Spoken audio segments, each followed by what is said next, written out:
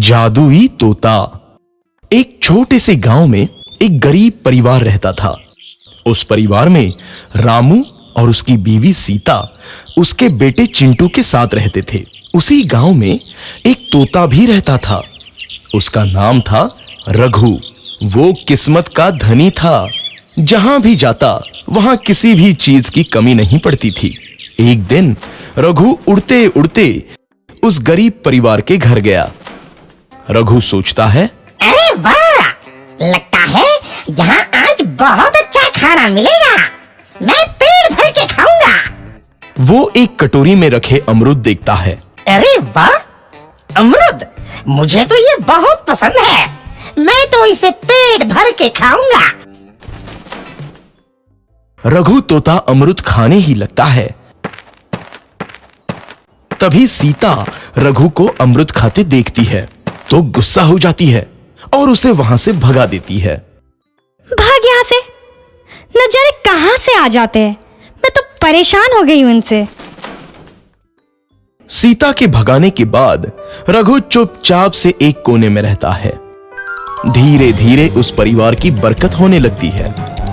एक दिन रामू और सीता खाना खाते वक्त बातें करते हैं। आजकल हमारी बहुत तरक्की हो रही है, काम भी अच्छा चल रहा है। रामू कहता है। इस पर सीता कहती है, सच कहा, भगवान हमेशा ऐसे ही हम पर मेहरबान रहे। बेटा चिंटू भी कहता है, पिताजी, मुझे खिलौना लेके दो ना, मेरे सभी दोस्तों के पास है। रामू कहता है, ठीक है, जरूर लाऊंगा। सीता कहती है, कितने खुश है सब, मेरे परिवार को किसी की नजर ना लगे। एक तरफ ऐसी बातें होती हैं तो दूसरी तरफ रसोई में रघु तोता भी अमरूद खाते रहता है। मजा आया, अमरूद खाया, मजा आया, अमरूद खाया, मजा आया। तभी सीता रसोई में आती है और रघु तोते को अमरूद खाते देख बहुत गुस्सा होती है। सीता रघु को बाहर निकालने के लिए पिंजरे में अमरूद रखती है। रघु जब अमरूद खाने लगता है तो पिंजरे का दरवाजा बंद हो जाता है और वो उसमें फंस जाता है। मुझे बाहर निकालो, मैं यहाँ फंस गया हूँ, मुझे बचाओ। अगले दिन सीता पिंजरा उठाकर बाहर दूर उस रघु को छोड़ देती है। रघु के जाते ही उनके घर आई बरकत धीरे धीरे कम हो जाती है। उन्हें बहुत घाटा होता है। सीता कहती है, ये क्या हो रहा है? अचानक इतना कैसे बदल गया? अभी तक तो सब कुछ अच्छा चल रहा था। रामू कहता है, लगता है भगवान हम पर रूठ गए हैं। चिंटू भी कहता है, लगता है अब मुझे खिलौने भी नहीं मिलेंगे। और वो रोने लगता है और बाहर चला जाता है। कुछ दिन बाद रघु तोता फिर से उस घर में आता है। वापस आया, मैं वापस आया, अब मैं जमकर अमरूद खाऊंगा। रघु सीधा रसोई घर में चला जाता है और अमरूद खाने लगता है। कुछ देर बाद सीता रसोई में आती है और रघु को देख कहती है, एक तो घर में पहले से इतनी दिक्कत चल रही है और ऊपर से ये तोता मुझे और परेशान कर रहा है। सीता रघु को वहां से भगा देती है। रघु उड़कर किसी कोने में छुप जाता है। कुछ दिन बाद धीरे धीरे उस घर की बरकत वापस आने लगती है। काम भी अच्छे से चलने लगता है।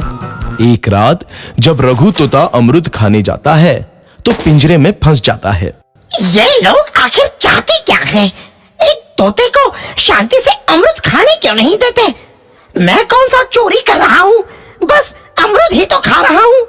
तभी रामू वहां आता है और पिंजरे में रघु तोते को देख उसे बाहर छोड़ देता है। ये तोता भी कितना जिद्दी है, बार बार वापस आ जाता है। जैसे ही रामू रघु को छोड़ देता है, अगले दिन से फिर से उनके घर की बरकत जाने लगती है। काम में घाटा होता है। किसी को समझ नहीं आ रहा था कि ऐसा क्यों हो रहा है। रघु तोता घर आता है तो अचानक बरकत आती है और जब रघु तोता को बाहर निकालते हैं तो बरकत चली जाती है। एक दिन सीता रघु तोते के घर आने और बाहर जाने की स्थिति पर नजर रखती है।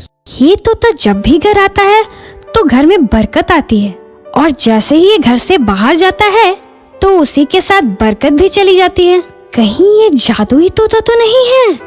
अगली बार जब ये तोता घर आएगा तो मैं इसे कहीं नहीं जाने दूंगी। सीता रघु का बहुत इंतजार करती है, लेकिन रघु तोता दोबारा उस घर में कभी नहीं आता।